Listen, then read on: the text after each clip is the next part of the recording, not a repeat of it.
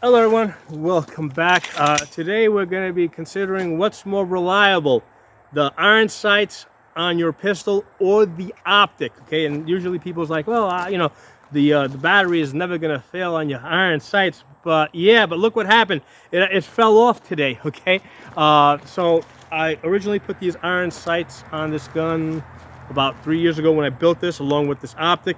And I had Loctited, right? When I put that front sight in there, I put Loctite on it.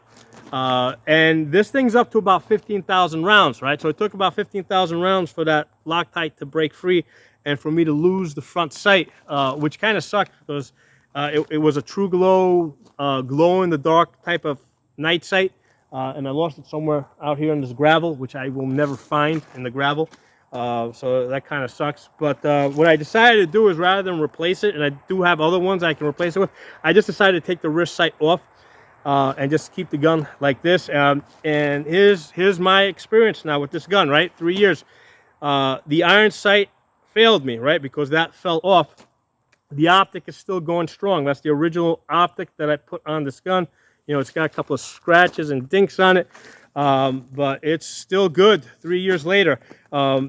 I have noticed that on a lot of times when I go to remove, not in this specific pistol, but a few times when I went to remove the optic, I had to hit it with a mallet to get it off, and that's because these slides have these bosses that insert into the optic that hold it in place. So it's really wedged in there.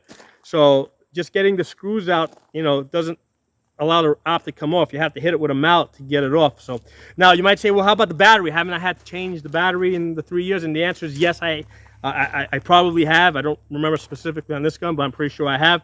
But here's the thing. Normally when the battery's failing, it gives me the blinky.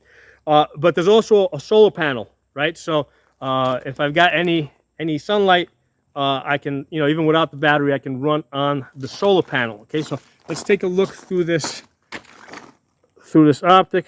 So this has the ACSS system, which kind of guides you to the center, right? So if I hold it all the way up here, you see the whole thing, the circle, the 250 MOA circle with the 10 MOA chevron.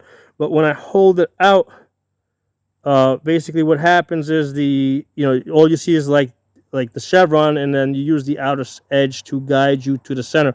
But what I'm going to do now is I'm going to show you guys something. I'm actually going to dim this down all the way so I can't even see. All right, so I can't see the optic at all, right? So right now I've got no sights on this gun, okay? And I'm standing here at about where am I? I'm at about 5 yards. Okay, your typical self-defense distance with no sights on this gun at all. Okay.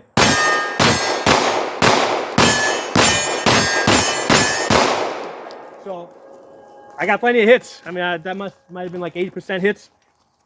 So just with the muscle memory that I've developed about how to extend the gun and aim it, even at whatever 5 yards here, I can still hit the target over there. Right, it's about 2 foot tall by 1 foot wide. I can still hit the targets just because my practice and my experience with the gun. So it's not the end of the world if the optics fail on your gun in a self-defense type of situation. Okay. So the opinion that I just powered the optic back up. Okay. So the opinion that I have formed over the last few years of shooting pistols with iron sights and optics is that it's not a big deal if either one fails. In a self-defense type of distance, you can still shoot the gun and hit the targets. Okay. Especially if you've been practicing to do it, okay, like I have. I do practice. I have guns that don't have any sights on them. I just keep it blank, and I practice shooting those guns as well. And it's not hard. If you practice it a little bit, you'll pick it up right away. Usually within 1 or 2 magazines, you'll be shooting it just as well as I've been shooting it. But the point I wanted to make in this video, okay, is my real life experience shooting these guns. Right, I got a gun here with like 15,000 rounds on it. The iron sights actually failed before the optic, in the sense that the iron sight fell off the gun, and I've lost it. and that sucks because, like I said, it was like $60. It was a glow in the dark, true glow type of iron sight. It was like $60. There was a point when I was building these guns. It's like every gun that had to have, you know, optic with, you know, iron sights that co-witness and glow in the dark. And now my mindset is with any new guns that I build, I just put an optic on it. I don't even bother with the iron sights anymore. That's why with this one here, when the iron sight fell off, what I did is I just removed the rear sight. Right, so that's what I did with this gun. Rather than go and try to find a front sight to replace it, I just took off the rear sight.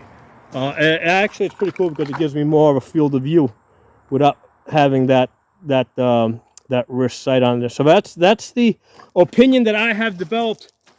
You know, shooting these guns as frequently as I do, which is, if not every day, every other day, or every 2 days. You know, I mean, I used to be able to shoot every day. Okay.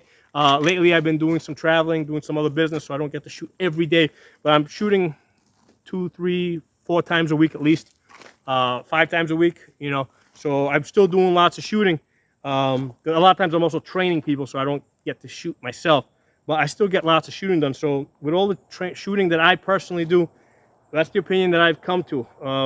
Iron sights, not a big deal if you don't have them. As long as you have a good optic that has solar powered with the battery backup, and particularly if it has this ACSS system that guides you to the center. Okay, so that's the opinion I have developed. Let me know what you guys think. I'll talk to you all soon. By the way, that's the Live Free barrel that I tried out in there. It's been holding up. A lot of times these barrels that have that are Cerakoted, what happens is the black paint comes off immediately on them. So I stopped using black colored barrels. I only use like stainless steel ones. But this one from Live Free, the color's been holding up pretty good. You know, if that's something that's important to you. Since I put this on, it probably only has probably about 2,000 to 3,000 rounds since I put this barrel on there. So it hasn't done the whole 15,000, but I can see that the color on this barrel is holding up pretty good. So I love this gun. I did a video on this. How I actually colored this myself with RIT dye. I have a video of it out there somewhere where I'm coloring this frame. This was an FDE frame originally, and I've got like 3 different levels of color there. So I'll talk to you all soon.